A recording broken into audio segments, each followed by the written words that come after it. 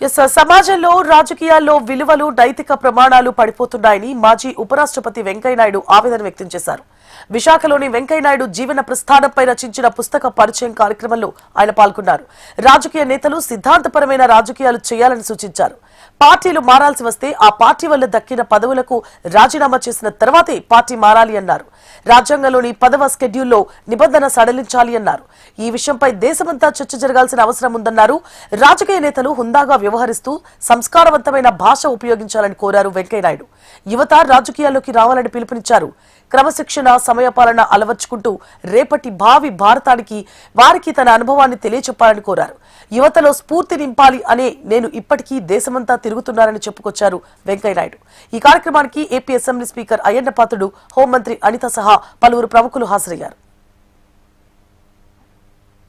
రచించిన నా పేరుతో రాసిన పుస్తక పరిచయ కార్యక్రమం విశాఖపట్నం జరగడం నాకు చాలా సంతోషంగా ఉంది. ఎందుకంటే విశాఖపట్నం నా ఎదుగుదలకు ప్రధాన కారణమైన నగరం ఈ విశాఖపట్నం ఆంధ్ర విశ్వవిద్యాలయం. అక్కడ చదువుకున్న ఒక విద్యార్థిగా ఇక్కడ కార్యక్రమం జరగడం అవుతుందో నాకు చాలా సంతోషం ఇస్తోంది.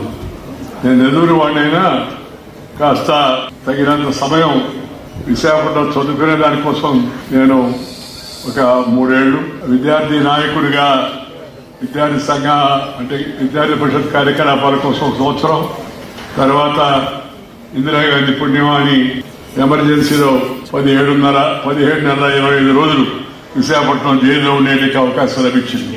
అందువల్ల చాలా అనుభూతులు నాకు విశాఖపట్నం నుంచి వచ్చాయి. పెద్దలు తినేటి విశ్రాలం గారు, అలాగే గౌతుల అచ్చన్న గారు లాంటి మహామహులైన నాయకులతో కలిసి చర్చించే అవకాశం, కలిసి పనిచేసే అవకాశం, వారి మార్గదర్శనంలో ముందుకు నడిచే అవకాశం కూడా ఈ విశాఖపట్నం ద్వారా నాకు లభించింది.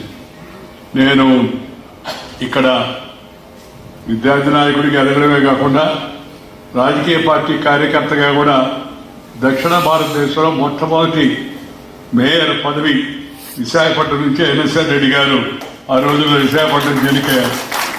అప్పుడు నేను మొత్తం నగరంలో ఉన్న వీధి తిరిగి ఆయన కోసం ప్రచారం చేశాను. ఇప్పుడు నగరం నేను ఆఖరణ తాడిచెట్టపాడే ఆఖరణలో ఉంటుంది అనుకునేవాడిని, ఎందుకంటే అప్పుడు ఉండింది. ఇప్పుడు తాడిచెట్టపాడే కూడా ఊరు మధ్యలోకి వచ్చేసి విశాఖపట్నం బాగా పెరుగుతుంది కూడా రాబోయే రోజుల్లో. అందుకని ఇక్కడికి వచ్చినప్పుడు చాలా సంతోషం కలుగుతుంది నాకు.